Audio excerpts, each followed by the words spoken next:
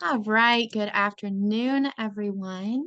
Thank you so much for joining us. Feel free to introduce yourself in the chat. A couple people have already done that.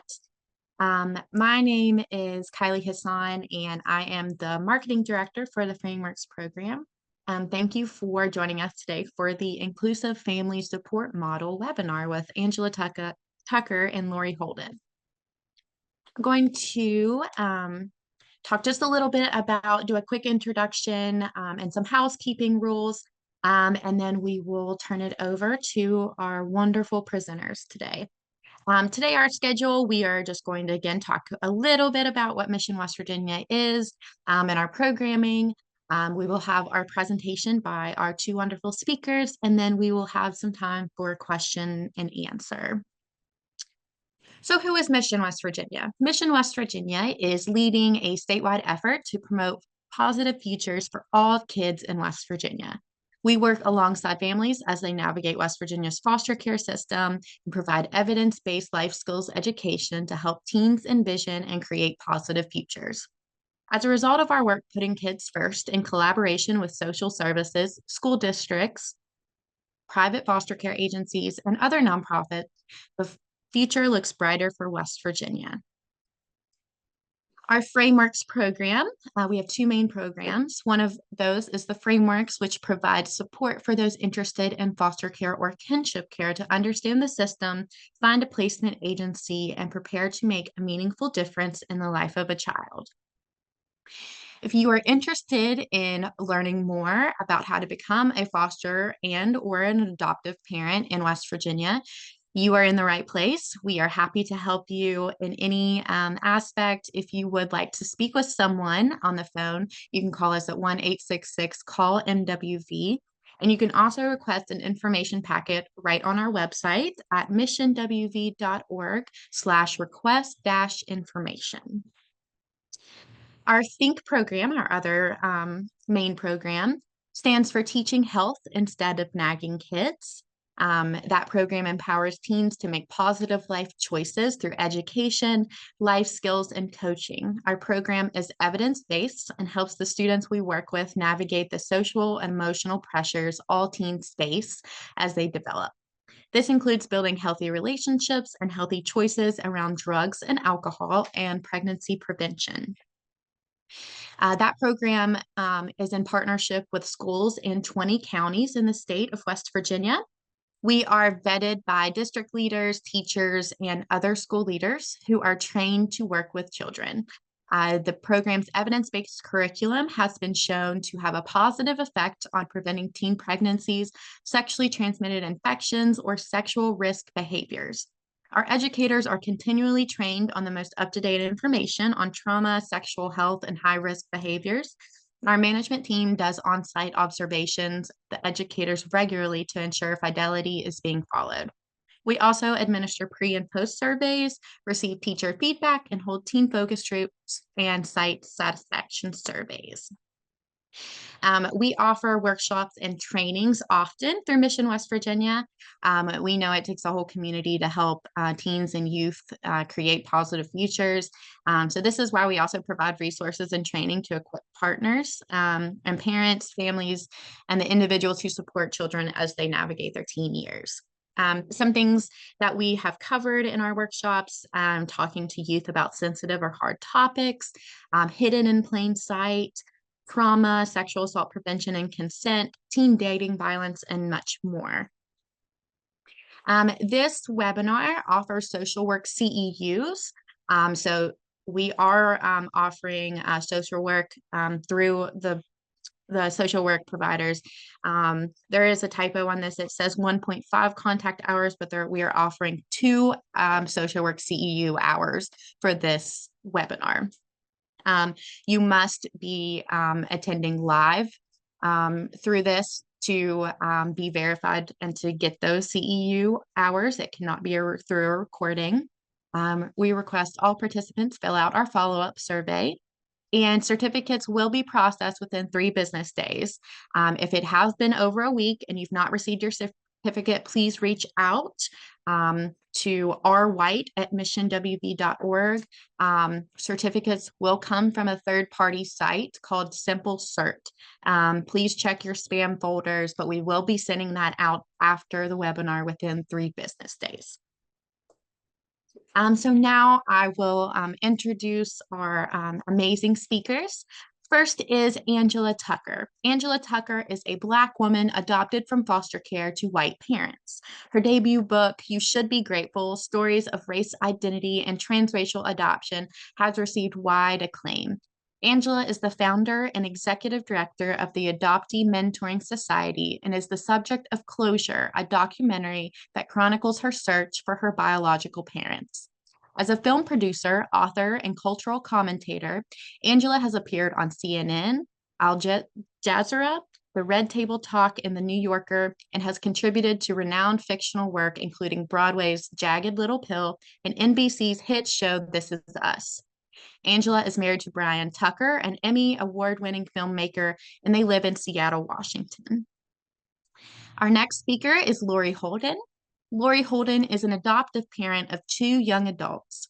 For 10 years, Lori has been educating adoptive parents and adoption professionals, encouraging us to parent with openness and intention.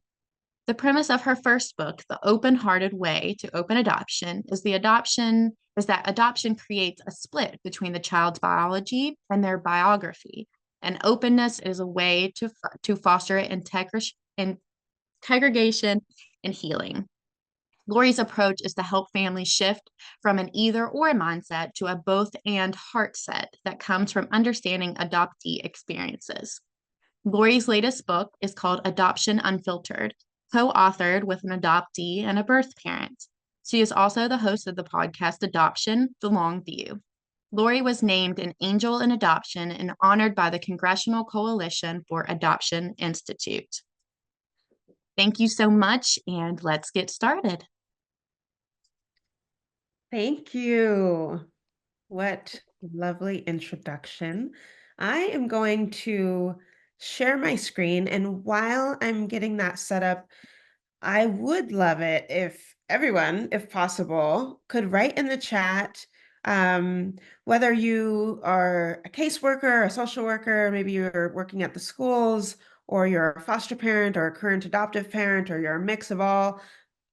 Please share with us in the chat who you are. That would really help us know how to hone this presentation specifically to you. So I know Lori would love that too. And for now, let me share our screens.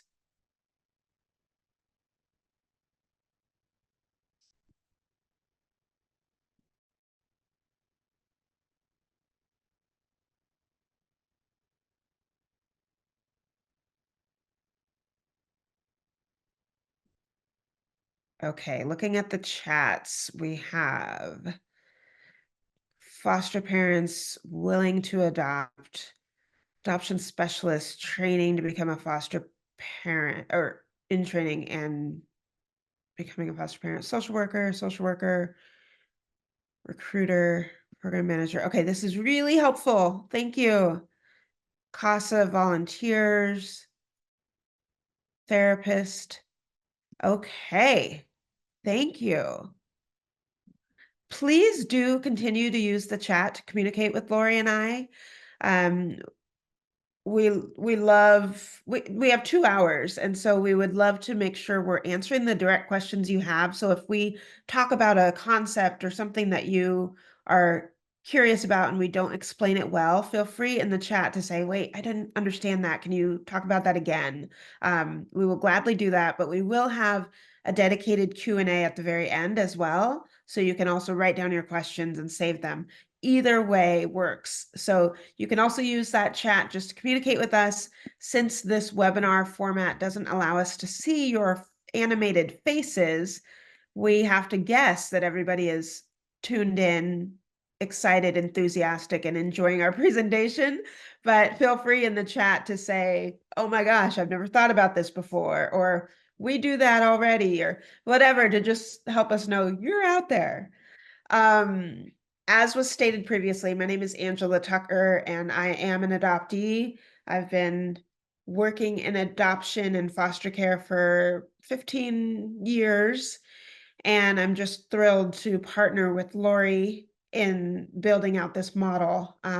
Lori, do you want to share a little bit more about who you are, and then we'll talk about what we're up to today? You bet. Thanks, Angela. And thank you, Kylie and Mission West Virginia. And all you West Virginians, it's a pleasure to be here with you today. I'm coming in from Denver, Colorado. So it's if I say morning, it's because it's still morning here. I 20 some years ago, I fell into a really easy open adoption, and I thought I knew a lot about it because ended up having a good relationship with my first child's birth mom, and it was not hard. And so I kind of started thinking I knew a lot, and then I got onto some online forums. This was even before Facebook was much of a thing. And I found out in talking with other people who were not adoptive parents like me that I didn't know anything. And I had a steep learning curve to figure out what is it really like for the adoptee experience, because I really wanted to understand that for my children as early as I could to meet them where they needed me to. Everything what I realized is that everything about the way we've set up adoption systems was based on what adults, non-adoptees, thought the child needed. And so I have spent the last 15 or 20 years trying to tune into what adult adoptees tell us that they needed. And working with Angela, collaborating with a lot of other people who are trying to reform the system in a way that is truly more adoptee centered. So I too am thrilled to be working alongside Angela on helping people understand the idea of adoption and adoptive parenting in a more adoptee attuned way. So today our workshop centers around the inclusive family support model. And this concept I originally learned through Lori's first book, this grid that you see on the screen, which we've adjusted a little bit from her first book. But we know, and perhaps all of you know, or you're going to find out, that post-finalization services are kind of few and far between, that there's many adoption and foster care agencies who kind of overpromise but underdeliver. They say things like adoption is a lifelong journey. Yet, when you finalize, many adoptive families are left kind of fumbling on their own.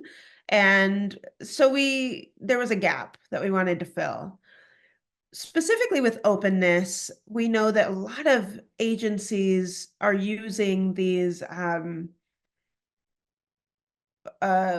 like openness agreements, and sometimes they're kind of on legal paperwork but not formally introduced in the courts. So oftentimes these open adoption agreements, I put in air quotes, are not legally enforceable. They're kind of up to the whim and the thoughts of the adoptive parent, which puts birth parents at a real loss of power.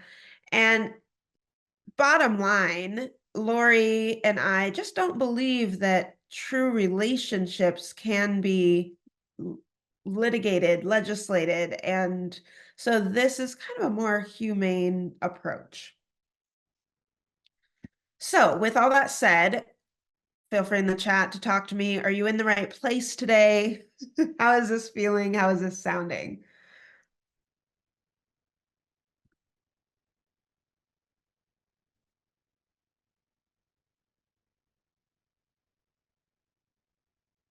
Waiting for you in the chat.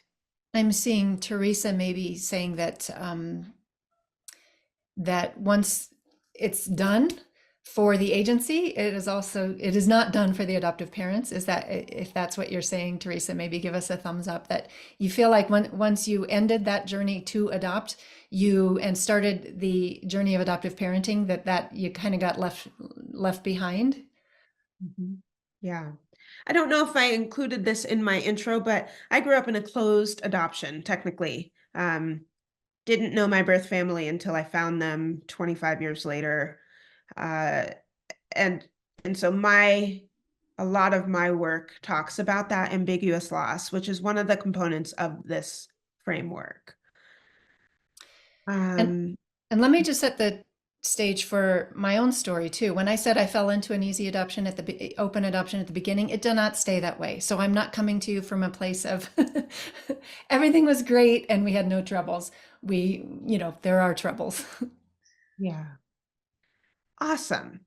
So today's agenda, just looking at these wonderful comments. Thank you so much. Today's agenda, we're going to start with a few scenarios just to try to see if we're all on the same page about what open adoption even means. So we're going to ask you to interact with us to help us gauge where we're at. And then we will define it together and we will share our working definition. We want to underpin all of this with a clear understanding about how grief and loss plays in. Then we have an explainer video that walks through the model that we've conceived. And that will kind of take us through these quadrants and then we'll close us out. So let's get started with our first scenario. This is Ella. Ella is 6 years old. Please tell us, the bottom line question that I'm going to ask you to respond to in the chat is Ella's adoption open? And this is what we know about Ella. She was adopted from foster care at age 4. She has an open adoption contract, that legal agreement. The adoptive family sends an email and photos twice a year through the agency. Ella has one in-person visit with her birth family each year, but her birth parents are subject to drug screenings prior to the visit. If they test positive, there is no visit. Is Ella's adoption open? Yes or no in the chat, please.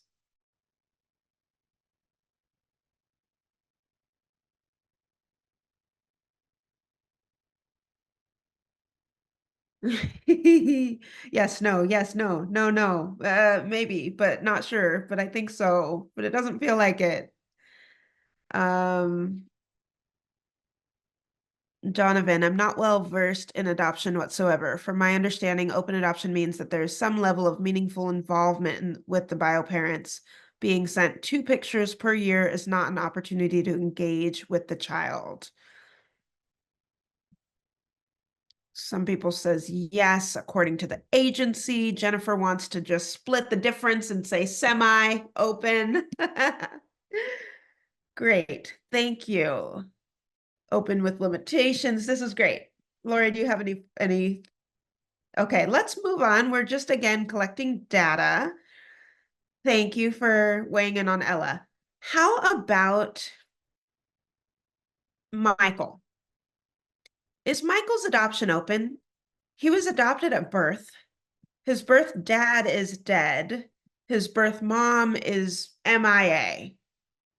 Michael has some pictures of his birth parents.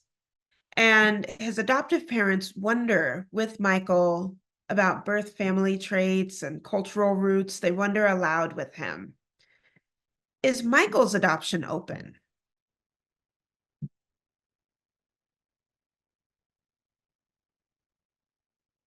And I see, okay, I got a message from Dr. Michelle Lynn-Bush that says the other attendees can't see the comments.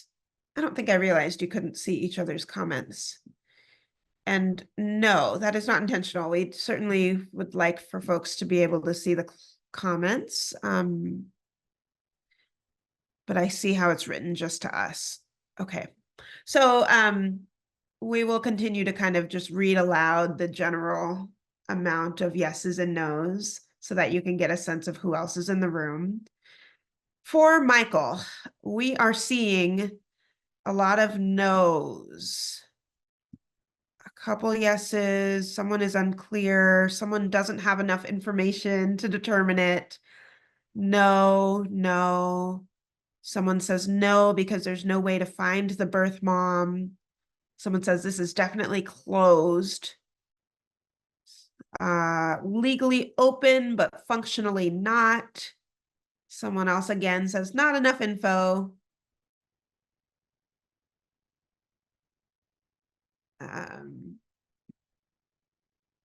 Oh, I see. So in the chat, if you write your message to just the host and panelists, that'll just come to us. But if you change it to click down that blue button in the chat that send your chat to everyone, then everyone will be able to see. And please do that as we move forward.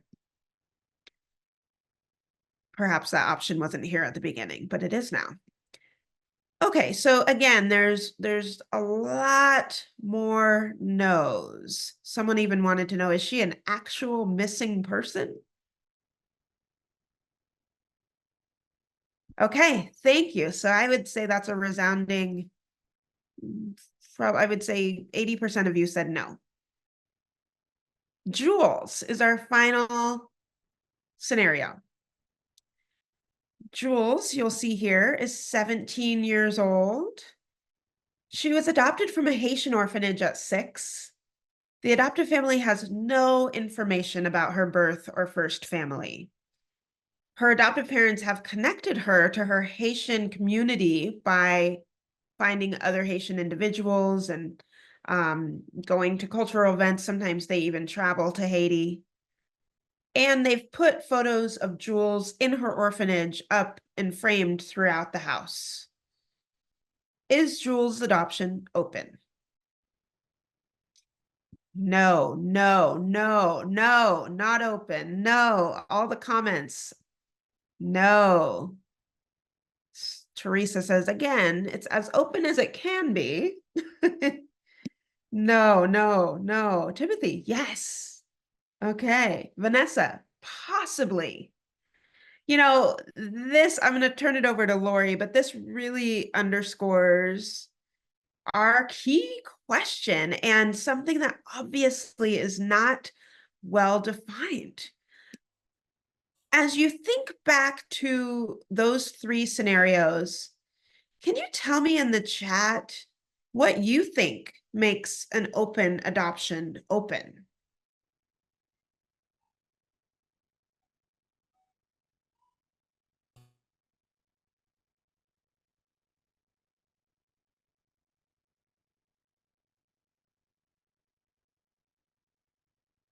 Misty says contact with the biological parents. Lena says formal agreement between the state, the foster parents, and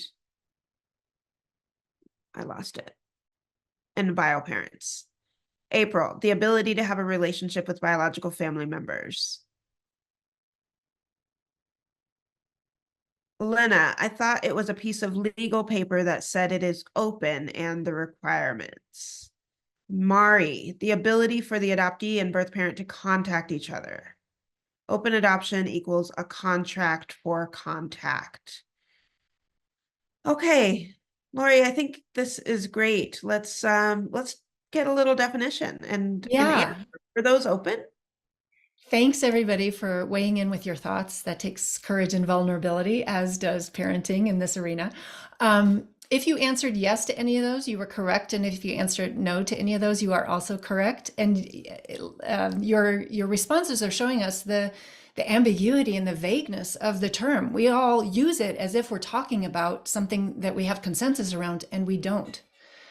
Ever since open adoption became a thing, we've historically focused, as so many of you said, on contact as the measure of one. But there's a couple of problems with using contact as the measure of an open adoption. For one, it's imprecise. Are we talking about the frequency of contact, with more often being more open? Are we talking about the type of contact? For example, would face-to-face meetings be would they be more valuable than text messages once a month or something? Or is there a less measurable quality of contact that we can't really measure? So it's an imprecise thing when we're talking about contact. It's also an exclusive term, open adoption, because when we say open adoption and you're Michael's parents or you're Jules's parents, you might feel excluded because you can't have contact with your child's birth parents. And if you are somebody who entered into adoption, so you didn't have to, a certain type of adoption, so you didn't have to have contact with birth family, you might think you're excused from an open adoption. So for all of these reasons, open adoption is with contact as the measure is not quite precise enough, not quite inclusive enough. So we feel, Angela and I feel, and others in the field are saying things now like any adoptive family who enters into adoption should have an open adoption. Period. Absolute. And some of you may be thinking, but what about, but, and we'll say it again. Every adoption should be an open adoption because people have been confusing contact with something that is much more essential to what an open adoption is. And if we as parents, as caseworkers, as agency professionals can start to educate the rest of everybody what the essence of open adoption is, it's openness. So it's really important to understand that contact and openness are not the same thing. We want parents to show up with a spirit of openness, regardless of whether there's contact with birth parents. And we also encourage you to expand that contact to be not just birth parents, but birth family, birth community.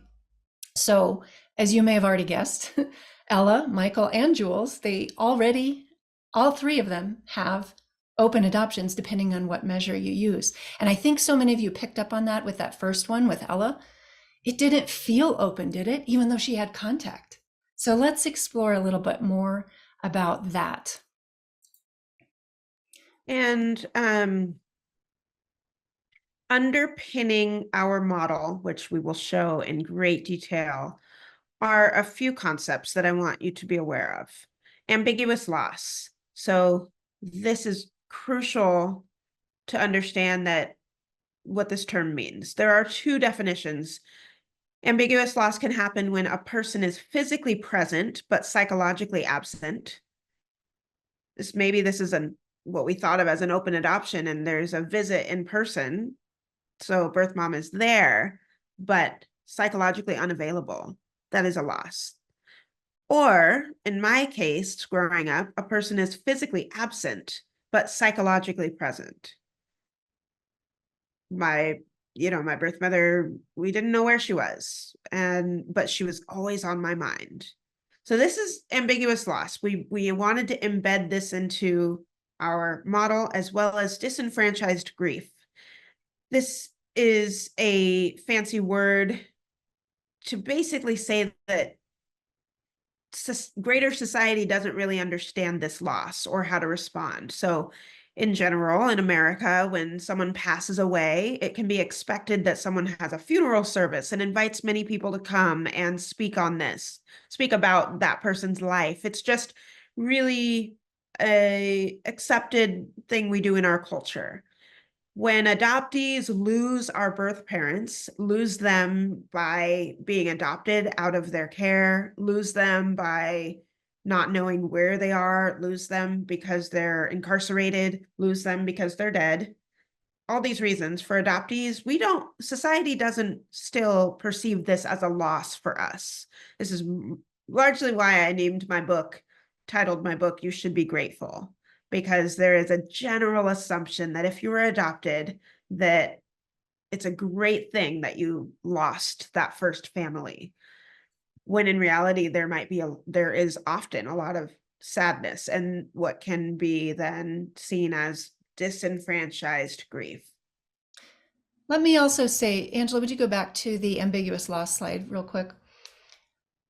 We are centering on the adoptee here. And it's important that Angela shared with us her ambiguous loss, her disenfranchised grief. But I think it's also important to see that adoptive parents can come to this as well with ambiguous loss if they've suffered through any kind of infertility loss, things like that. They're dealing with something as well. And if you look at this definition, you can also see that the birth parents are also dealing with ambiguous loss and disenfranchised grief on the next slide. So there's a lot of emotions around having contact. So The way we can deal with all of those emotions that are going on, all three key players, is with a tool that is openness. And we're going to spend quite a bit of time on that. I see a few questions about the slides. Yeah, we can make our slides available to you in a PDF after the workshop. So the final kind of academic piece was just what the research tells us about the benefits to openness. And if we are focused on the adoptee's well-being, we actually see that openness strengthens the adoptee's sense of identity. One key that folks don't realize but has been researched is that openness encourages our attachment to our adoptive parents. And then, as probably you could well understand, that it decreases the sense of abandonment by our first parents. So drilling down again, probably the one thing that we want you to walk away with from our presentation today is that openness is not synonymous with contact. The reason, like Lori said, we believe that every single adoption can and should be open is because contact is not the primary measurement tool. So first, if you are sharing this with other people, first there's an unlearning to do. And the unlearning is that open adoption means contact. Then we can fill what it does mean fill up with openness. So let's talk about that now. So, Lori, we're ready for the video. Did we have anything else? Okay, great. So we can show this short primer video twice. So please let us know if that's necessary, because it's kind of a lot in a quick amount of time. But the inclusive family support model, we created a short little primer to describe these 4 quadrants. And the first 2 you'll hear are the quadrants that we're trying to move out of.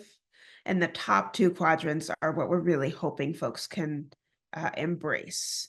So let's watch that together now. Just like a map gets you from where you are to where you want to be, this grid can help you plan your adoptive parenting journey. Every adoptive family fits somewhere within the inclusive family support grid, even yours. Let us introduce you to it. In a closed adoption, there is no contact with birth family, and there can be a sense of relief that the child now has a forever family and a fresh start.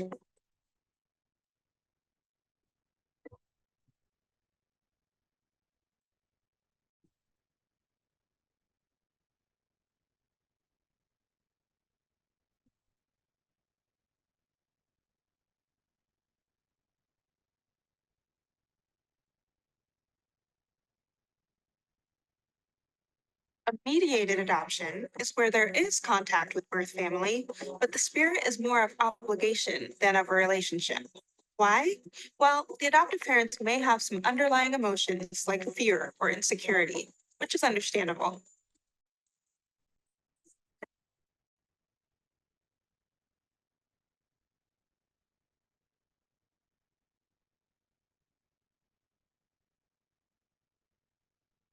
In the spirit of openness, contact with birth family may not be possible or safe. However, the adoptive family still engages in conversations about adoption regularly and with ease. Daddy, I'm really missing my birth dad. Oh, bud, I'm so sorry. I know this is really hard on you. Hey, do you remember what his favorite food was when you were together? I remember he likes chocolate chip cookies, just like you do. Daddy, what do you remember about him? I remember when you would see him, he was always singing. You both are so musical. You are so good at singing. I wish he could have heard you sing. An inclusive adoption is where families have both contact and a heartfelt relationship.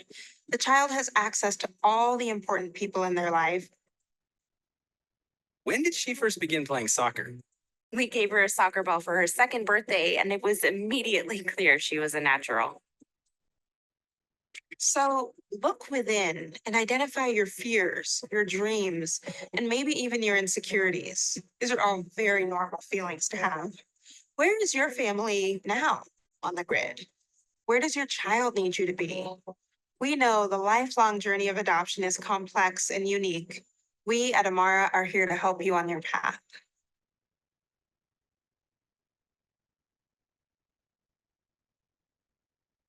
So let's walk through that a little slower. Lori, will you take us through? Yeah, so when I ended up and when my husband and I ended up in an open adoption with all four of my children's birth parents, I have two children, they have four birth parents. The mothers kind of came in organically. The fathers I had to search for because I figured if mothers were important to an adoptee, then fathers were going to be important too. I realized in this process over the years that contact was not the thing that was helping my children process their adoptedness. The thing that was helping them was some sense of relationship with these four important people in their lives. So it helped me break out. We all kind of have this image of or this concept of a spectrum of contact. We call that open adoption, with closed on one end and open on one end and semi-open, semi-closed somewhere in the middle. Again, those terms aren't really well defined in a way that we all know what people mean when they use them. So when I started thinking about this more, I realized that there was another dimension going on. So I popped this grid up from a spectrum to a four-part grid with openness being the y-axis or the vertical axis on it. So this brings us into four different quadrants. The gray quadrant that you see here that says closed is the one that we typically think of when we think of 20th century adoptions or closed adoptions. And this is where you're right. Everybody who was right, who answered those questions we were asking about those three scenes, there's no information available, there's no contact available, so it's closed. But not only that, there's very little ability and willingness for parents in this quadrant to go there with their child when they start wondering or start asking. And it really takes only a time or two for an adoptee to know that they've hit on one of their parents' buttons and say, I'm going to take this underground. I can't bring my parents this anymore. So this is a really closed place to an adoptee.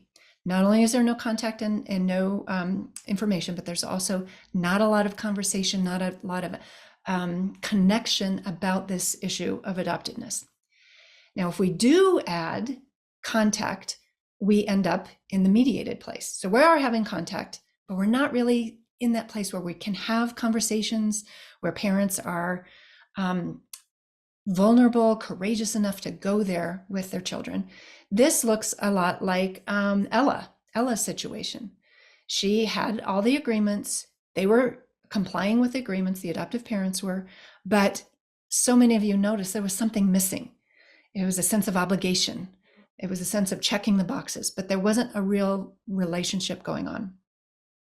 If we flip this around and instead of contact without openness, we now have openness without contact, we're in the blue area, which is the spirit of openness. And this is the one that resonated so much for Angela, not having any information or contact with her birth parents, but having parents who could and would go there with her. And you can see in the video how even in the absence of contact with birth family, the parents are carving out space for birth parents, for birth family. And there's lots of reasons why you could be in this area where you can't have contact. As Angela said, there's incarceration, there's perhaps safety issues, there's birth parents not being findable, birth parents opting out. And one of the things that I found that made things hard was when one of my kids got kind of into an age of agency, they wanted to opt out. So there were all sorts of reasons why when I thought I had an open adoption and it closed, and I had to rethink everything. Now, if the stars all align and everybody is showing up, opting in, being fairly healthy, we can have we can be in the inclusive quadrant, which is where you have the contact, you have the conversations, and you deal with things as they come up. You've got this sense of openness that just makes everything talkable about, because you're part of this openness for adoptive parents. This is really important. The openness is not just between us and the other people. The openness is within ourselves first. Having this open channel that we are continually monitoring and keeping keeping clear between our head and our heart and our gut when we are making decisions about contact with our child's birth parents and about conversations with our children. So the openness starts within and then radiates out between us and other people. Now, this model is not sequential. You don't start in one place and work your way up. There is no, the up we're talking about that we want you to work, like Angela has said, is to get above that median line. Elevation, elevation, elevation. How far to the upper end of this can you be with your openness? That's the measure of an open adoption. Where you are east-west with your contact, sometimes you need to be more closed down. Sometimes you need to make those hard decisions to not have contact, even when birth parents are wanting to be in. But when you're making those decisions as adoptive parents from a clear place within you, you're making wise choices as well as compassionate choices. So let me give some examples for this. And just to reiterate, this model is one of the reasons I think it's so beautiful, is because it puts, it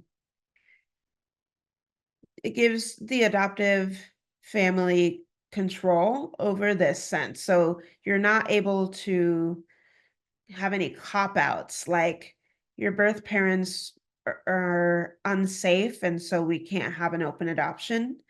That doesn't fly here. You absolutely can have the spirit of openness if you, and hopefully you'll work with someone like Lori or myself to really determine if it is unsafe to have contact, because that is something I've seen a lot, that more people's internal biases come out instead of truly understanding that we actually could be in connection.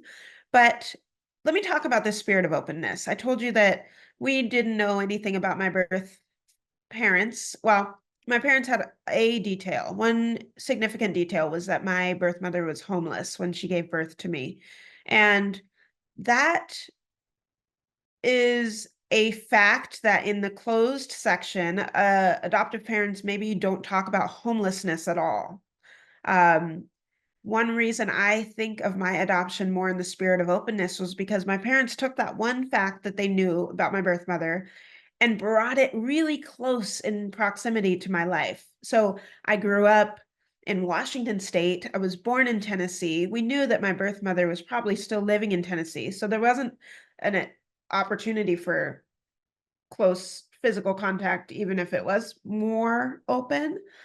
But in our home city, I would, as a middle schooler, I think as early as elementary school, was often going to soup kitchens and homeless feeds and that kind of thing.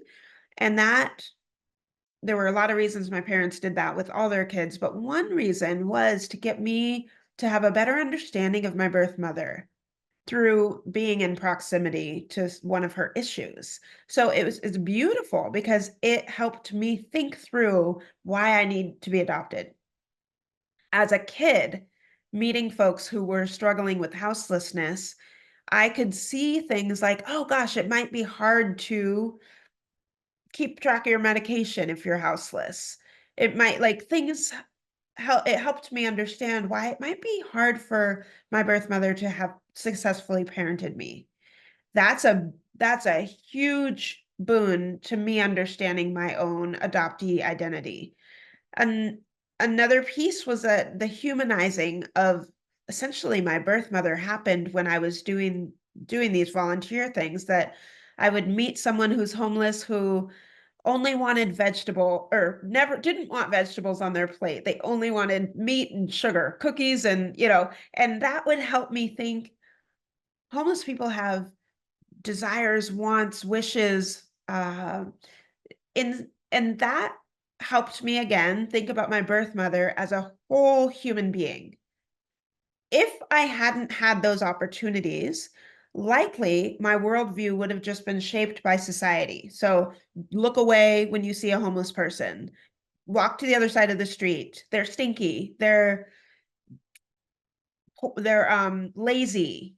All of these things likely would have infiltrated my brain, and therefore I may have put that on my birth mother. Not true. So this is an example of the spirit of openness, knowing just one detail, but taking it to help me and all my siblings understand why it is we had to be adopted. Feel free in the chat to let me know if you actually, maybe I'll just do this. I think it's a good idea to go back and watch that video again now that we've talked through it, and you can hone in on those upper quadrants perhaps when you're watching. And pay attention to the vibe in each quadrant. The vibe of the adoptive parents, yeah. Just like a map gets you from where you are to where you want to be, this grid can help you plan your adoptive parenting journey. Every adoptive family fits somewhere within the inclusive family support grid, even yours. Let us introduce you to it.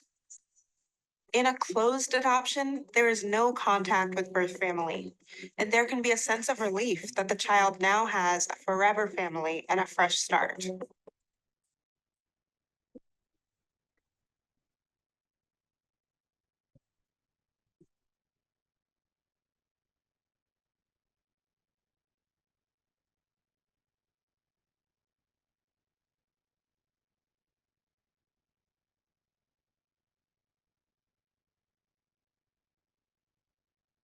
Mediated adoption is where there is contact with birth family, but the spirit is more of obligation than of a relationship. Why? Well, the adoptive parents may have some underlying emotions like fear or insecurity, which is understandable.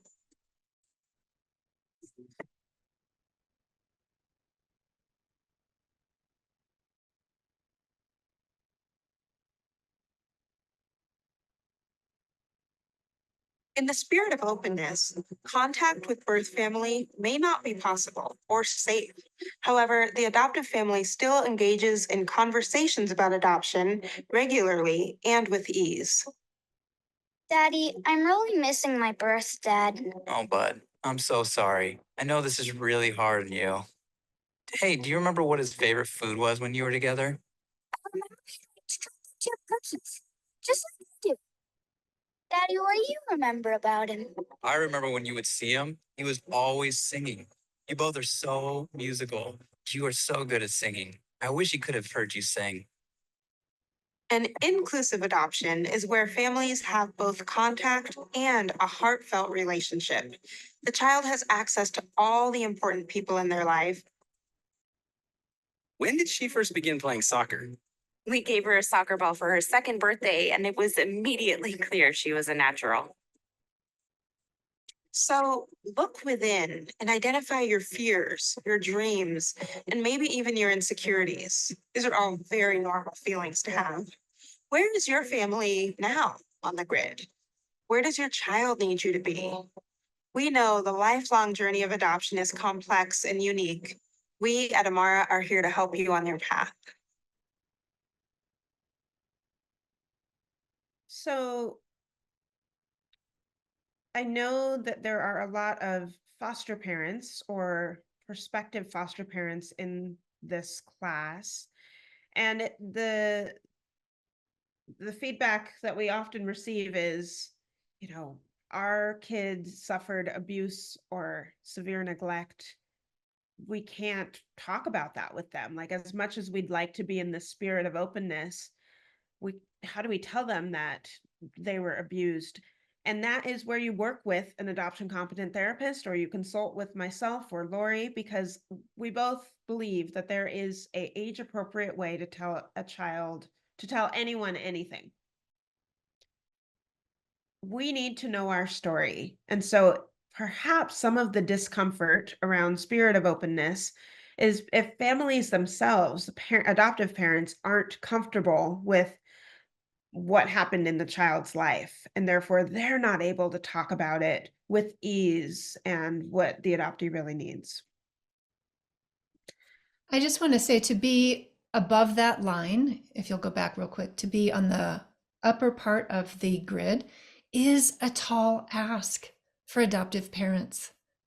It's a really tall ask because not only do we need to deal with our own insecurities, fragility about there being another legitimate set of parents out there, and that us offering them the legitimacy is what helps carve out space for birth parents and humanizes them for the adoptee.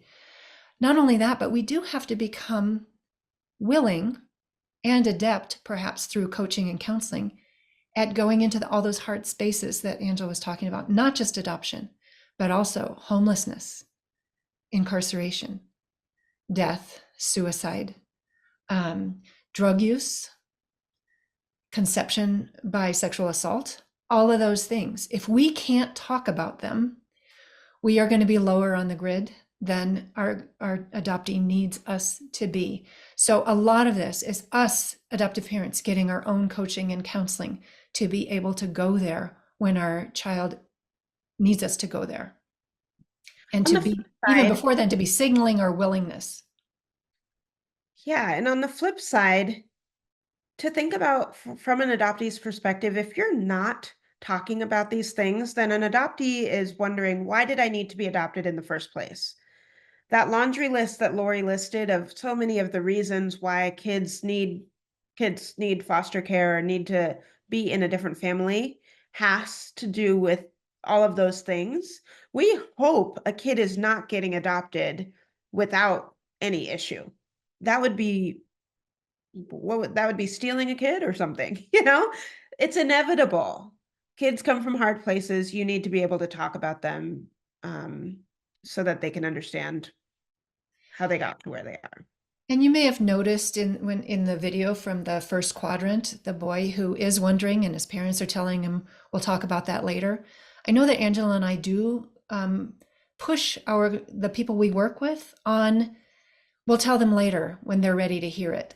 What that often means to us is we'll tell them later when we're ready to say it, to have that conversation. And there's no date on the calendar to have that conversation. And so too often it gets not had until it's too late, because then you've also got a trust issue with your adoptee. If they realize you haven't told them something that was so material to them in time. You got, just like with sex education with your children, we have to stay ahead of that wave. We have to get it right before, or a little bit more before, but not after. I would love in the chat for folks to give us a pulse on if this is resonating or making sense. The final piece around the spirit of openness that I want to talk about is, I gave the example of homelessness. One fact my parents knew about my birth mother, but they really didn't know anything about my birth father or anything else about my birth mother. But they still found ways to bring them into my life by saying, gosh, Angela, you're so athletic. I wonder where your athleticism comes from. Maybe your birth mother was a basketball player. That is beautiful. So even if you don't have information, you know your child. Pick out a trait that they have and wonder aloud with them where that came from. That is the same thing that we're talking about here. Magic words are, I wonder. That is a phrase of openness. That is a phrase of curiosity. And openness and curiosity are twins. And this is what we want to cultivate in adoptive parents. Okay, so yeah, Lori, break down the difference again. Yeah, so we're talking a lot about discerning the difference between contact and openness. And you'll be able to, I put in the chat earlier a link that will allow people to self-assess where they end up on the grid. And when they do that, they will receive back an email with some resources to meet them where they are. The assessment kind of evaluates people on where they are with contact and where they are with openness. So the east-west and the north-south there. But in working with parents, anybody who's working with parents or is a parent, one of the fundamental things is to know the difference between contact and openness. And I'll just kind of drop the bottom line right here. Almost everything is openness. Very little of this is actually about contact, which is what we come in thinking it's all about. So here's some ways to tell the difference. Contact is what parents do, and openness is the spirit in which they do that. That's why we call that golden quadrant the spirit of openness. It's where we are open, we are curious, we are expansive, we are looking for ways to include and not exclude. Contact is between the adoptive parents and birth parents. This is one of the lights that went on for me when I started out on this journey. The adoption agency told me this new thing called open adoption. I thought it sounded great, and it would be stuff that I set up with between me and my children's birth parents. I wasn't thinking about that little baby. That little baby had no agency at that time, but that baby grew up, and at some point I had to reconfigure. And that's when I moved into openness, because that really isn't about me and the adoptive parent and the birth parents. That's about me and my child. That's about me coming up with this open channel that's continually being monitored by me between me and my children. And that facilitates the sense that they can, the quality of the work I'm doing gives them the sense that they can come to me with something or they can't come to me with something. Am I keeping that clear within me? As the grid shows, contact is something we only have partial control over as adoptive parents. We can only get ourselves there. We can get our young children there. We can't make other people show up with contact. But as Angela was saying, openness is something we have full control over, which also means we have full responsibility for. We have to do our own work that keeps us maybe going down on the grid. We have to continually want to come up and be able to talk about things, be able to be open about things, be able to make space and humanize birth parents for the sake of our child's identity and security and attachment. One of the problems with contact is that it invites in complexity.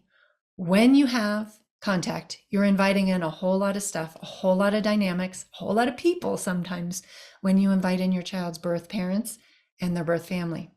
Openness is the tool that is going to help us to navigate that complexity. When things come up, we're mindful of what we're going through first so that we can be a little bit more intentional about how we respond, so that we can respond rather than react to something when complexity comes in the door. Really, the only time we're talking about contact is when we're talking about logistics, where we're going to meet, what we're going to do when we meet, how long we're going to meet, how often we're going to meet. That's contact.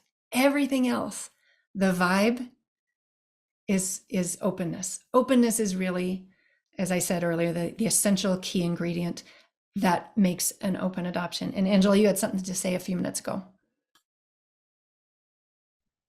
Yeah, let's see if I can remember what that was.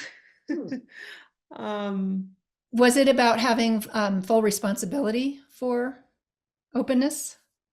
That seems to be when I saw your button. No? Okay. Try to remember it. Oh, I think it was some comments in the chat.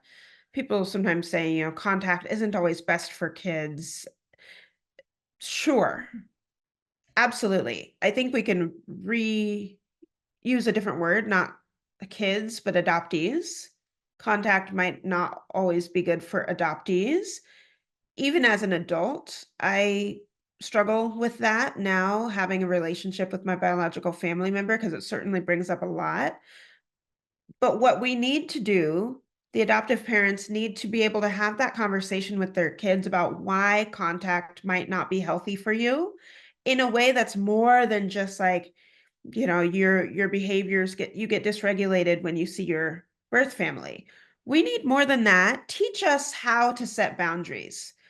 Role model why we're setting boundaries. A simple example I have is when I did meet my birth mother when I was 25 years old, I learned that she smokes cigarettes a lot, packs and packs a day. I have asthma. Growing up, if my birth mother was nearby and could come over to our house and hang with us, which I wish could have been the case, my parents would have said, you can't smoke in the house. There's a boundary there that's not just for her, but anyone that comes into our house, they can't smoke in the house. That's Angela has asthma and whatever other reasons. That makes sense to me. It's also something that I can then use. You're teaching me like why this isn't a healthy relationship to have for one reason or another. And it's consistent with how you go about life. So if you're saying things like, we can't see your birth parent because of X reason, but you see other people who have X things going on in life, that's really a confusing message. So this is again where you excavate, and then we're going to teach our kids, teach the adoptee, why is a boundary an important thing right now, which there's a lot of legitimate reasons for boundaries, but there's so many adult adoptees I talk to who don't know why they couldn't have contact and never learned about how to set boundaries. And so their adoptive parents really didn't set them up for success.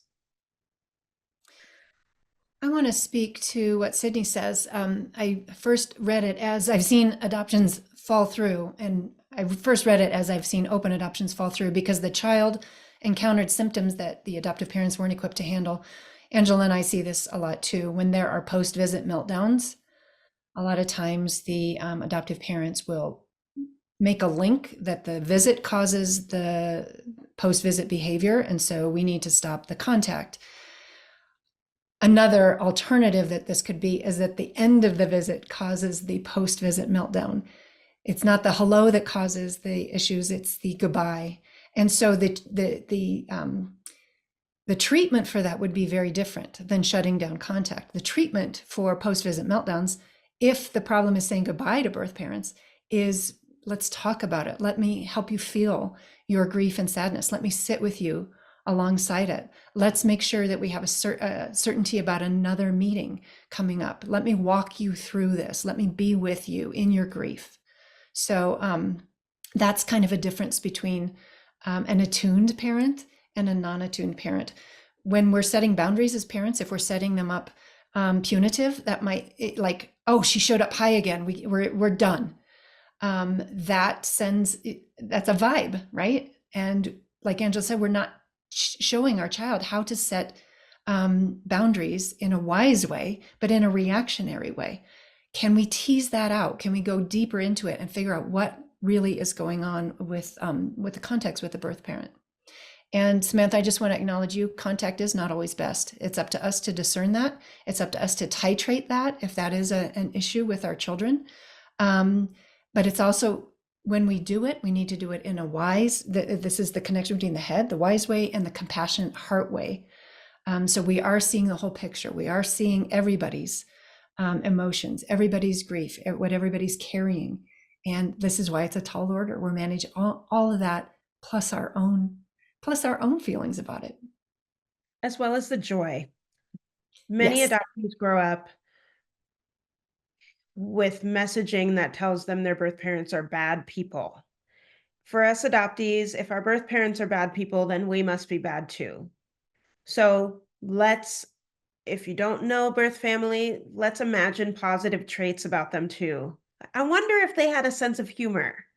I wonder what their dreams were. I wonder what their favorite book is. Those sorts of things are key. Otherwise, the only messaging we're hearing is the negative or the reason for our removal. That is not a complete human.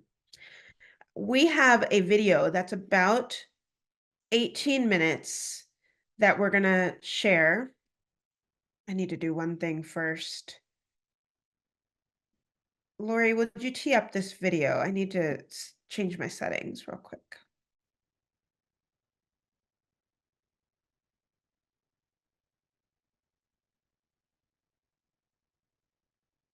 I just meant like by sharing what we're going to watch, but I can do that. So this video is a short documentary that I created with my husband. I produced about Nico. He's the boy on the screen. One reason we produced this documentary is because we're often hearing people say, you know, our kid was in foster care. We can't possibly have a genuine relationship with his biological family. And this video shows otherwise. Doesn't get into all the details of their backstory out of respect and privacy for them, but there is a lot of complicated factors, and yet Nico is going to be able to grow up with an intact adoptee identity. So we want to watch this together, and we can talk about it and the model on the backside. So enjoy. And if you have issues with sound, let me know right away, because this is about an 18-minute short documentary. I was adoption day wasn't really the happiest day. You were emotional. I was super emotional.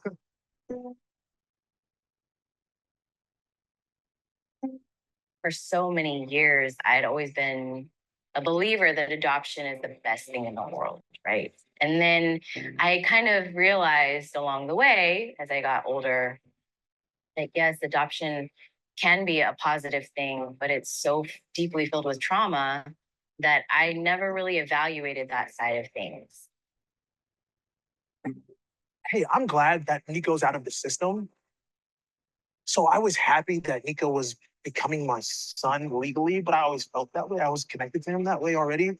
But with that, this loss happened of a mother not having any legal rights to her child. I never really gave up my rights. They were taken from me from him being in the system for so long. I knew it was coming one day, but I just didn't know when.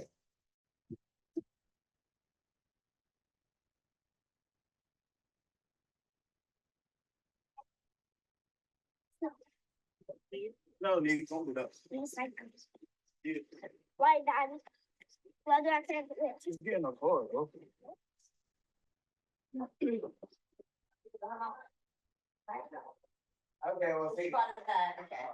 When I met Nico, I didn't know he was in foster care.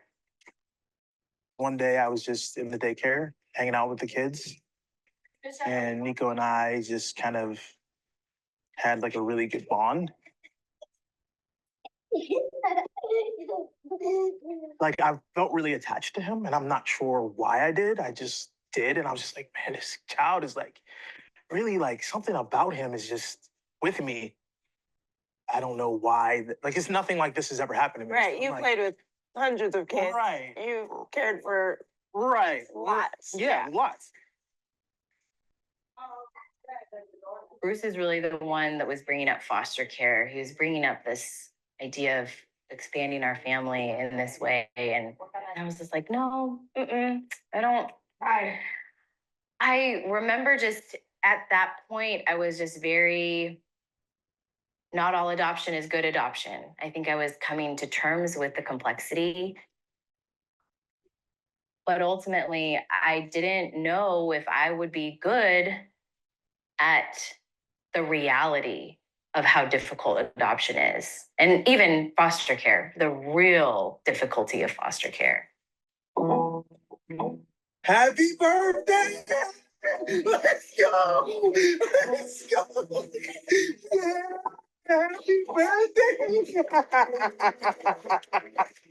Hey. Happy birthday, Nico! I've always wanted to foster.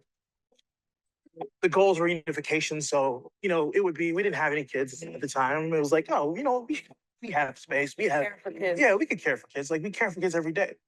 And then they were like, well, if it goal was changed to adoption, would you guys be open to it? And we were like, yeah, sure, we'd be open to it. So it kind of happened like that. So I was just like, whoa, like this kid is now at my house, and yeah, so.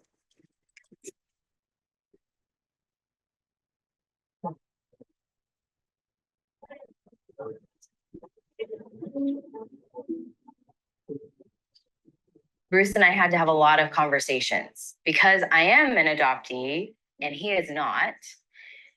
And so in the beginning, it was me trying to educate him on what that trauma looks like of losing your first family. But I think that there was still this concept of permanency where he was still probably, like a lot of foster parents, still believing that he would grow so attached. Take your time. Take your time. There you go. I was trying to give him insight and saying, if you think that this will lead to permanency with Nico being in our family, we have to get out in front of everything and make decisions early on that allow for the possibility of openness.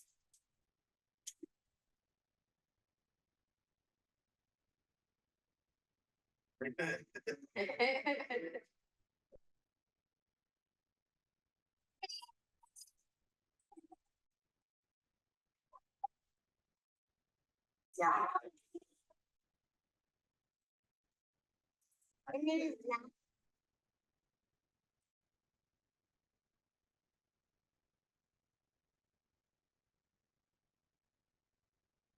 Dr. Seuss, green eggs and ham.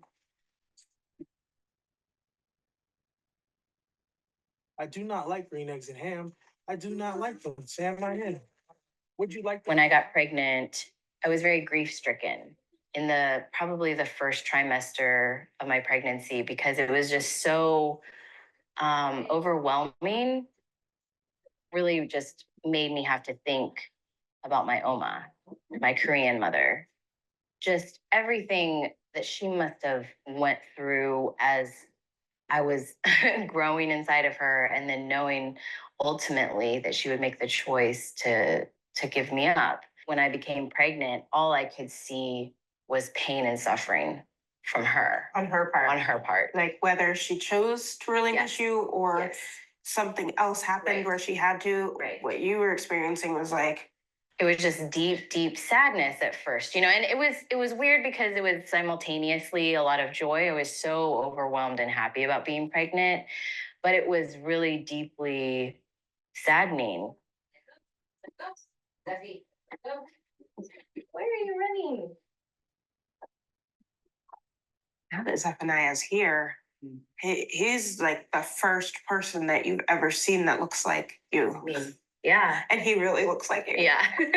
When he came out, like I knew, I was like, wow, my genes are very strong because I looked down at his eyes and I looked down, you know, just at his little face, and I just knew, I was like, this is part of me.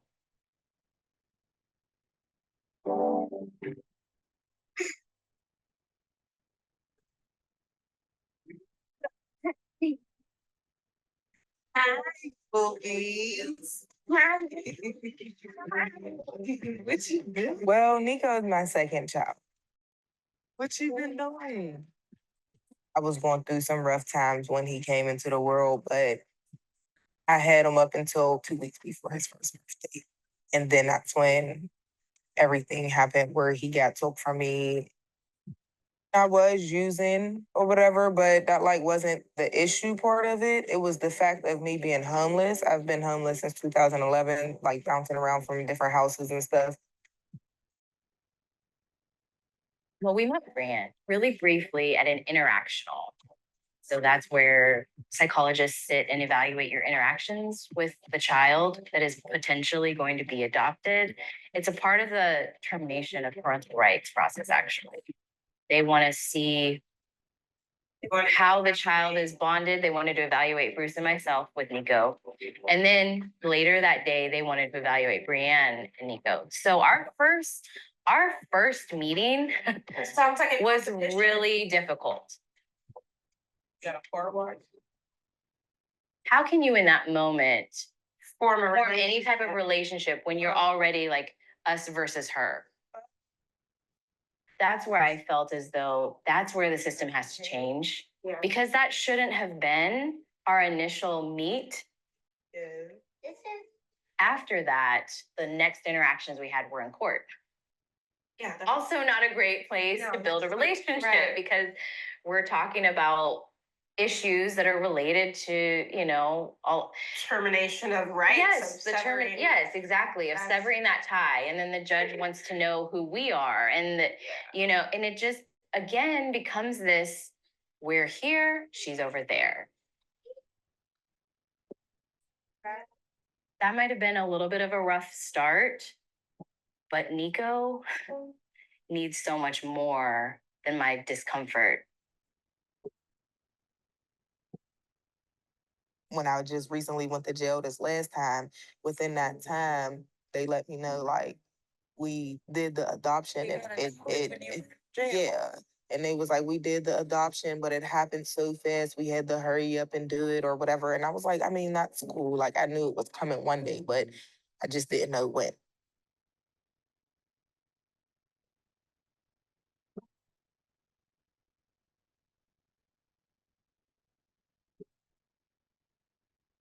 Act 101 in the state of Pennsylvania is basically allowing for mediation services for pre-adoptive families, you know, that are really moving towards adoption, and then the biological family To meet together. meet together in a very professional, neutral space.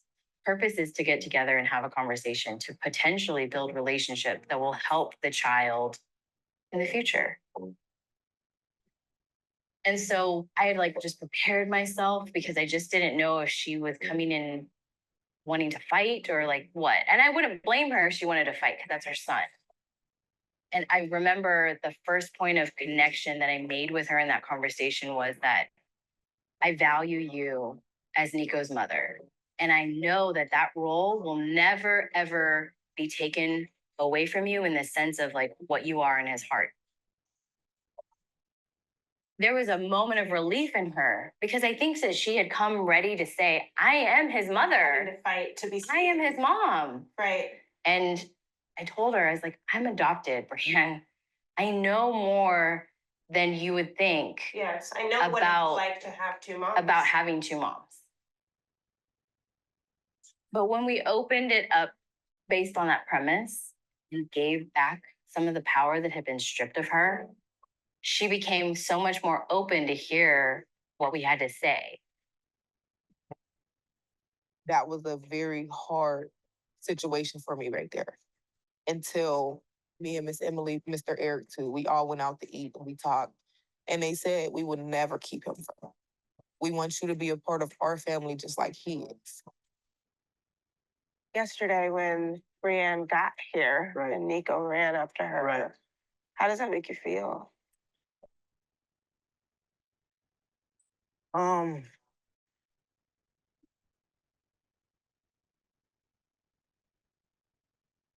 Just to see that she's like, you know, she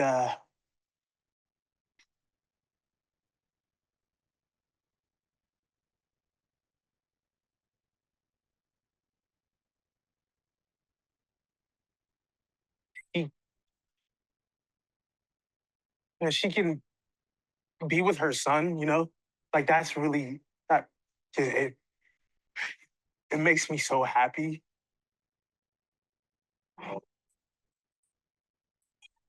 I know that Nico sees such a strong role model in his dad, but he knows that he can feel emotions too. It's been really a pleasure to watch Nico's need for his dad and my husband's need for his sons in that way. Kids, you're shaping them, you're bringing them up, you're helping them grow, whatever, but really they're changing you more than you're changing them. It's been a rough road, it really has, but I'm grateful for Miss Emily and Mr. Eric. They don't try to keep Nico from me. They try to make sure I'm involved in everything that he does. No matter what's happened in the past, she's Nico's mom.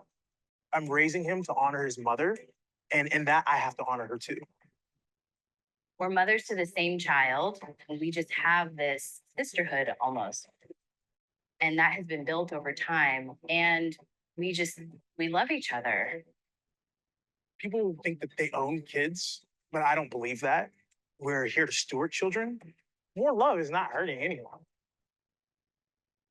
People are like, oh, well, they're a safety risk. I'm like, you can't meet at a Starbucks in a public area. There's always a way. But it's only if you really want there to be a way and you're humble enough to hear your child call someone else mom or dad.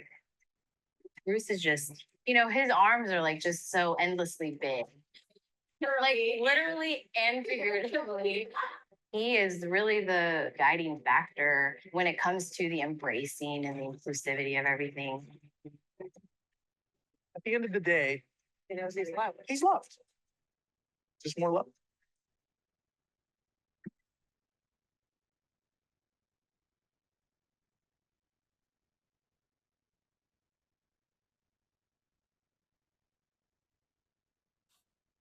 Each time I watch that, Angela, I want to give it a standing ovation. I bet I'm not the only one on the call.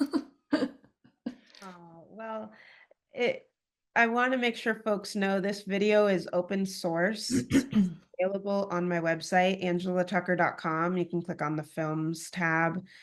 And the reason we really wanted it to be just accessible to all is for some of the caseworkers on the Zoom for you to use with clients and help them to see a representation of what openness can look like and when there is a lot of complexity. So please do grab this video, use it, allow it to start conversations, or whatever might be necessary. But yeah, thank you. I'm so glad that folks seem to enjoy it in the chat.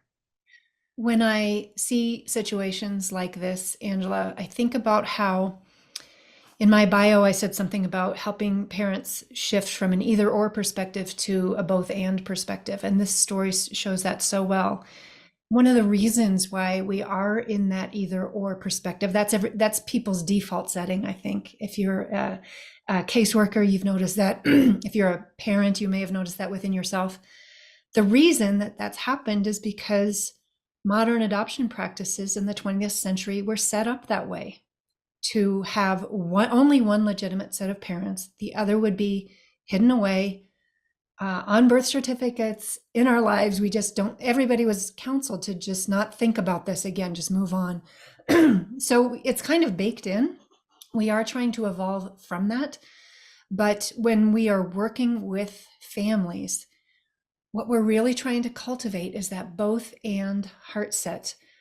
We are, if we make it into a situation where there's a winner and a loser, just like in the King Solomon scene in the Old Testament, that's either or. And when there's a loser, then everybody in some way is a loser. We need to approach the whole thing in a different way, where we're not in competition, just like in the film, where there's room for all, just like in the film, where it's a both and, just like in the film. Abigail in the chat makes a great point that they write. I think this also applies for kids going through custody issues and the co-parenting. And yeah, there's a lot of parallels here. You know, something I really admire with Bruce and Emily is amongst all the anger that Brienne has, and that's come out in ways that you know, one detail that I can share is there was some slashing of the tires and Brienne had done to Bruce and Emily. And Bruce and Emily were able to see that her anger was not the same as her not loving her child. Her anger had a lot to do with her own generational trauma, and so keeping those things really separate, that's when what Lori means when she's talking about it's hard work to not just cast out all of that difficulty. But one really tricky thing that I write about in my book is so often there is class differences with adoptive families and birth families, and inevitably that's going to mean that there's difference in how you live your life and your values. Bringing two families together like this is not just easy, usually, but it's really harmful if you let us adoptees think that because of our birth parents, fill in the blank, anger or this issue or that issue, that they don't love us. That is not true. They might not be able to safely parent us at the time, and that's where it ends. And So also, oh, go ahead. go for it. Also, our children are watching. And if they see us cast out someone, they are getting the message that love is conditional and that if I ever cross my parents' line, I will be cast out too. And that's not a spirit of openness place to be. Very scary. So we just have a couple more slides and then we're going to open it up for Q&A. One more time, let's think through Ella, Michael, and Jules now using our expanded language, the mediated, closed, spirit of openness, inclusive. Tell me in the chat which quadrant Ella falls in. So Ella, remember, was the one adopted from foster care. She had visits, 1 a year, but birth parents had to go through a drug test first, and all communication was through the agency. Yeah, so folks are writing mediated. Yeah, pretty clear that there isn't a, like Lori says, a vibe of openness. It's very contractual, and through the agency, you have this mediator. Yep, you're right. Michael's 12. He was adopted at birth. His birth dad is deceased. His birth mother we can't find. But his adoptive parents wonder aloud about his roots and about his birth family. Which quadrant does he fit in? Spirit of openness. Yep. Yep, very clear. Yep, this is wonderful. This is what adoptive parents have within their control to do. Fantastic. And finally, Jules, 17, adopted from Haiti. There's no information about birth family, but there are photos from the orphanage and connection with Haiti that she's able to cultivate. Yeah, but this one is the spirit of openness as well.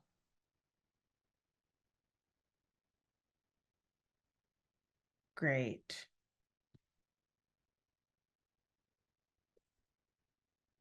I think that takes us. Oh yeah, just I would love for you to respond in the chat to these questions. What are the benefits of the spirit of openness or inclusive on an adoptee's identity? Tell me in the chat what the impact that has on the adoptee.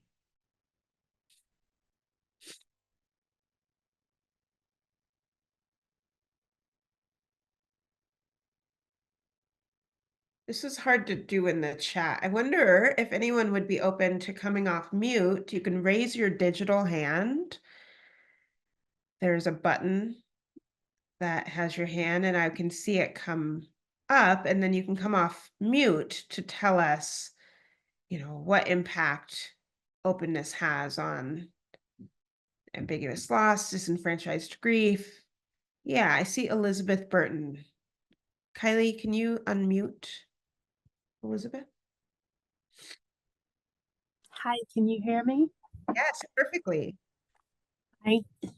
Well, just to let everybody know, I am an adoptee, and through your video, it gave me the courage to go find my parents, my biological parents. Unfortunately, my adoptive parents didn't tell me until I was 13 when I found my adoption papers. And then they played it off. So for a long time, up into my 30s, as far as my identity went, I questioned everything I was for a long time. And I am one of those unfortunate cases when I found both biological parents, neither one of them wanted to speak to me. And both of them made it very clear they didn't want me. That's why they gave me up for adoption. Ouch. So, yeah, I had a lot to deal with. But it's kind of funny that my practice ended up as a social worker in the adoption unit for a while.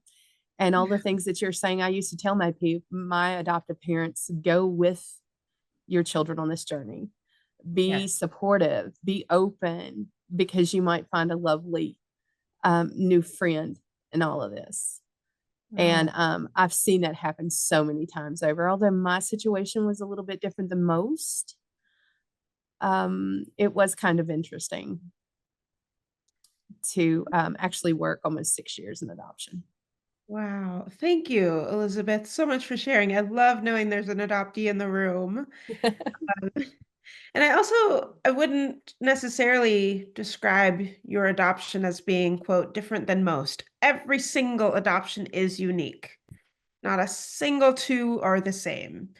S- and there are parents who, one thing I often talk about is how birth parents don't often get training like this. They don't have conversations about what openness is. So many times, birth parents might not want whatever's offered. Come over to our house for Christmas Day. Come over for Thanksgiving. Come meet us at the baseball game. Sometimes birth parents are like, no. And they're saying no because they don't know that it's in the adoptee's best interest to know them, that they didn't get that education. So we can't always know why a birth parent is putting up a roadblock as well. Well, I can tell you one thing too that was so important to me. I met other family members, although none of them really wanted to have a relationship with me, and that was okay. I got some like gold information medical about Yes. the medical. And I have, I'm sorry, an autoimmune disease that no one could diagnose. And I found out that my grandmother on my biological father's side had this disease. I took it to my doctors and they were like, oh yeah, that's probably what you have. So it was like gold getting that information. It really was. Wow. Thank you, Elizabeth. Teresa, and then Sydney. Hello. First, I'd like to say I am not an adoptee. I was in foster care when I was in high school. But I do work with families in West Virginia whose children have challenging behaviors.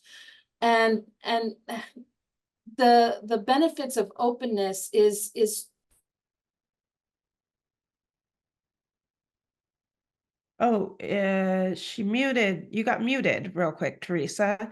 You were just saying the benefits of openness is, and then the mute button got pushed.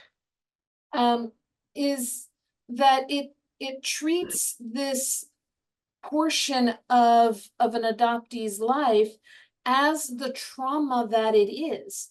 That, you know, it acknowledges that ambiguous loss. It acknowledges that disenfranchised grief and allows the when they're little, it allows the adoptive parents and the biological parents, if they're able to maintain contact and relationship, it allows them to say, okay, we know that this has happened to our child, so what can we do to help our child work through this? Because maybe they're too little. Maybe they don't know how to talk about their feelings. And so then it creates an environment where everybody is learning together how to navigate this trauma. Yep. Absolutely. Lori, do you have anything to add? No, I put in the chat that I really liked what you were saying, Teresa, about an aspect of openness. There's so many aspects of it, but one of them is what you touched on, that openness is okay. This is how it is, and we are going to deal with it. We're not going to smush it down and pretend it's not there, which is part of the old adoption practices. This is parents stepping up and being the parents and leading and saying, there are feelings here. There's a tough situation here. There's loss here. We're going to acknowledge that it's there. And that's so powerful, isn't it? Sydney, you can come off mute.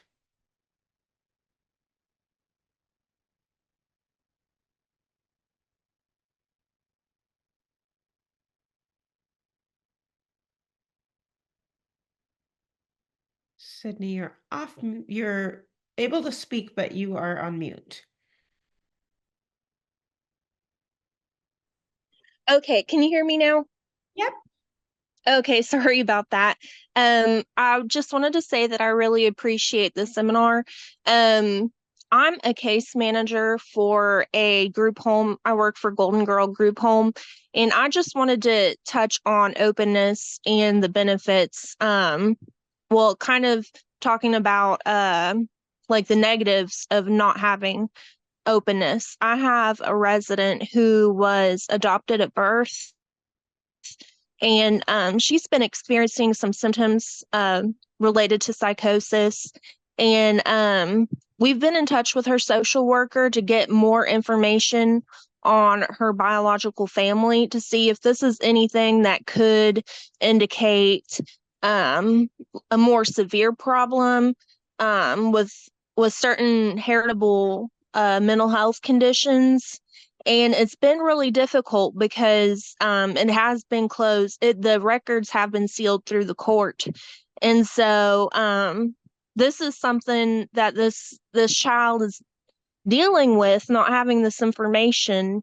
And it's really a struggle. And I was wondering if you had any opinions or information on records that have been sealed through the court, and if anyone else has struggled with having those unsealed, or kind of like the steps that you take to get more information when you can't.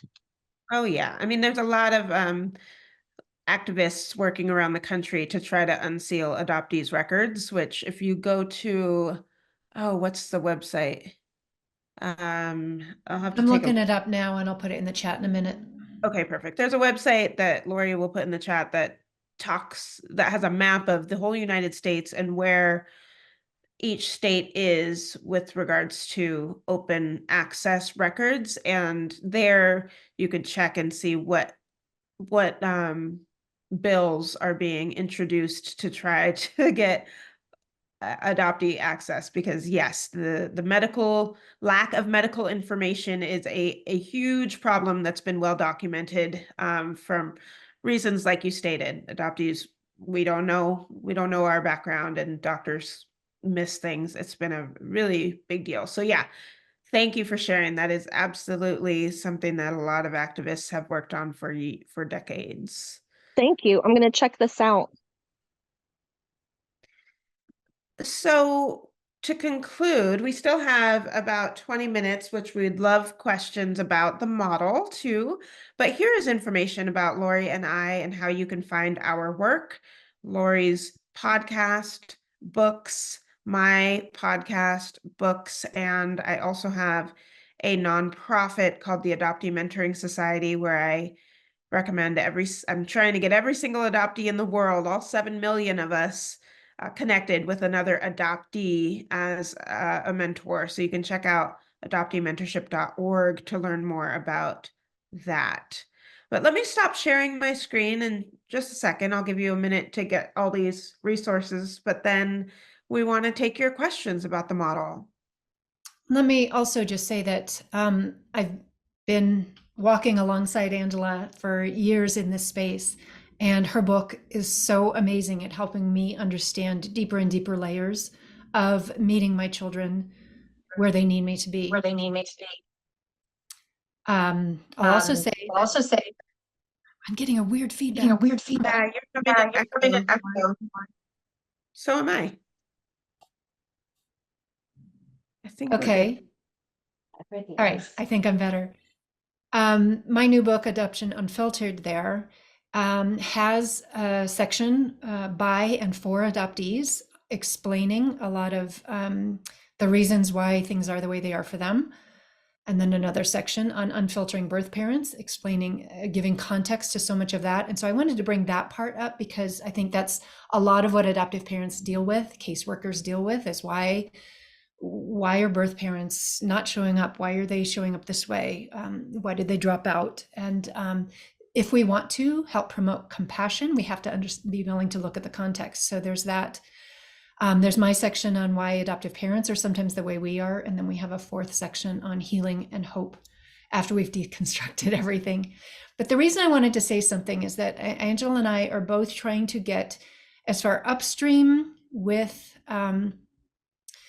in schools, in academic circles, we're trying to be midstream with parents and caseworkers, and we're also working downstream with judges after everything's been going.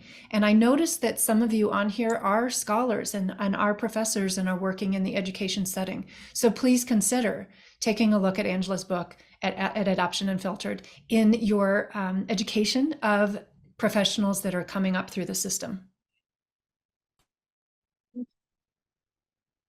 Yes, I saw another question about getting the slide deck, and we will provide the slide deck to Mission West Virginia, who then I imagine has all your email addresses to send that out to you.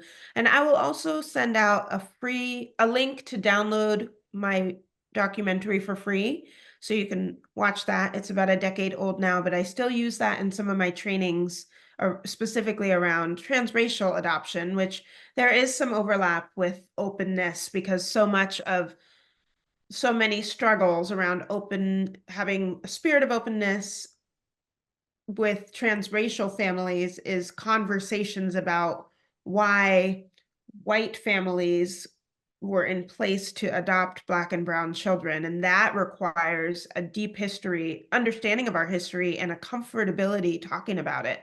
So for professors in the room or other social workers, I'm so happy to do that transracial adoption workshop, but you'll be given the closure documentary to use how you wish as well.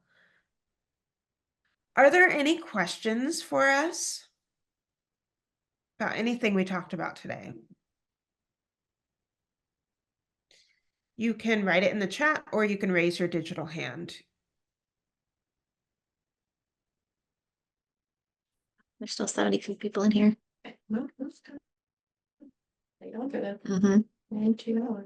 Oh, we can hear you, Kylie. Just if you don't know you're off mute.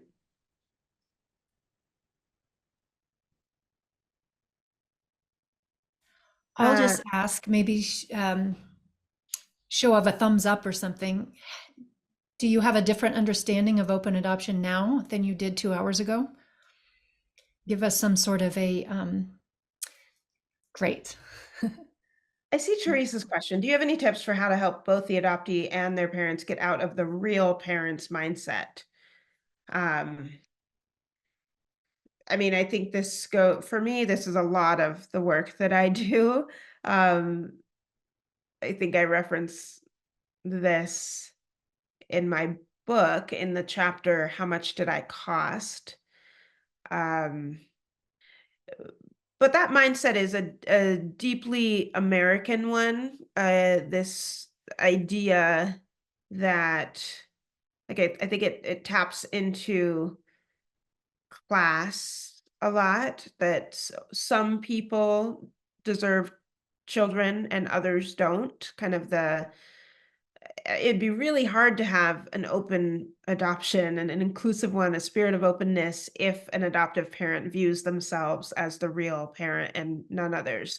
For the adoptees, this is, I think, the work that has to be done with other adoptees or an adoption competent therapist, because there might be some deep-seated fears that we're bucking up against, essentially.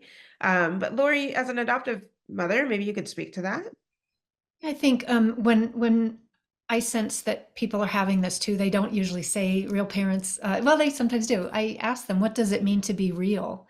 And then just by entering into a conversation, and a vulnerable conversation, and if they feel safe enough to think out loud, we realize that real means not fake.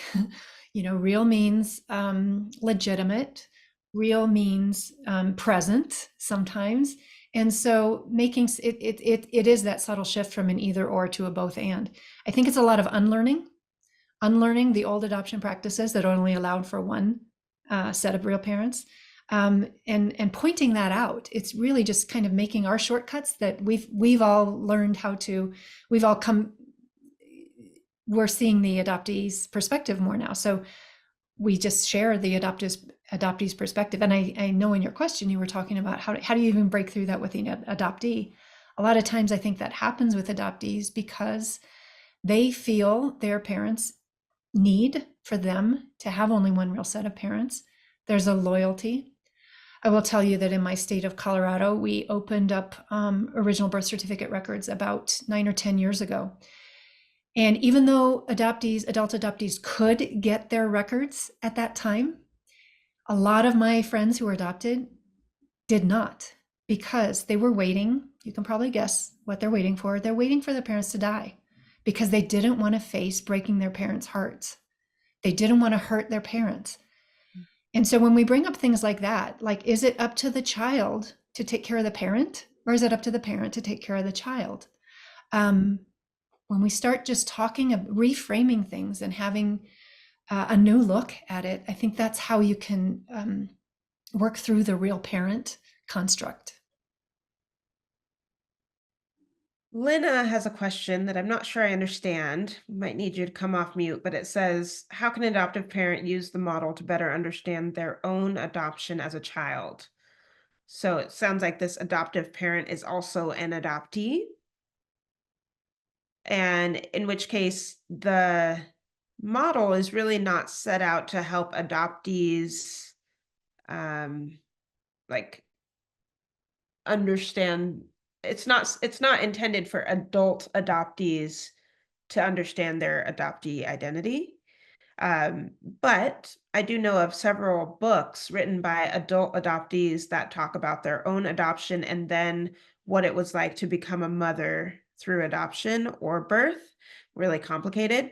I'm thinking of Nicole Chung's book. She's an adoptee. Her book is called All You Can Ever Know. And she talks about being an adoptee and then being a parent. So if that's your question, there is a resource for you.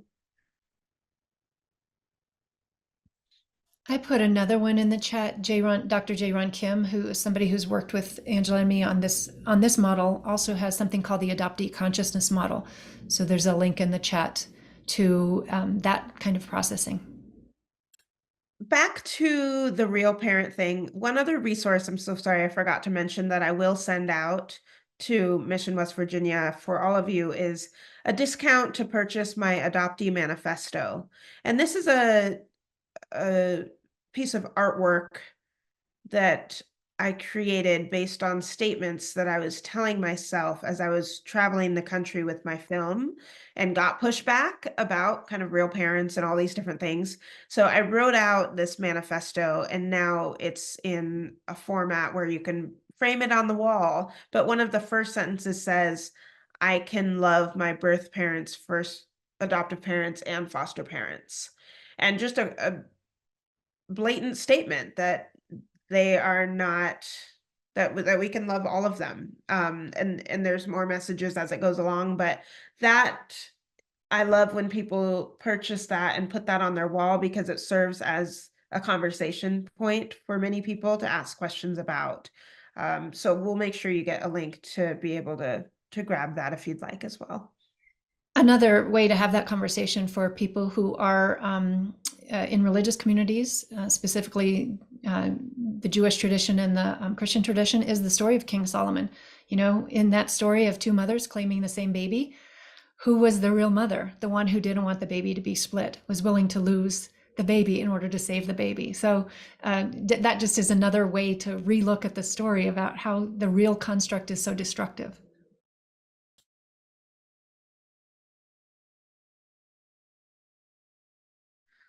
Well, great. I think we'll hand it back to Kylie since questions have kind of subsided, but we want to thank you so much for your attention, and just to remind you that both videos, the Inclusive Family Support Model Primer and Nico's story, are available on my website for you to click, easily use however you'd like in your practice or with friends. Great conversation starter. Yeah, thank you so much. Hi, folks. This is Rachel here. I've got Kylie with me too. I just want to say, as an adoption foster care professional and an adoptive mom, this was so valuable. And I think it says so much that we had such great attendance and people stayed on to the end and people were so engaged. It really speaks a lot to the value of your content. We will definitely be following up with the PowerPoint and all of the other things that you referenced. So if folks will just be a little patient, we'll try to get that as quick as we can. And then, like we said, the certificate will be out within 3 business days. And I think that's it, but thank you so much. And I appreciate everybody for hanging in there. And I'm just so encouraged that there's a community out there that wants to learn more about this. So thanks to you both. Thank you. Thank you all. Thank you for being such a great audience. And thank you so much, Mission West Virginia. Thank you. Bye. Bye.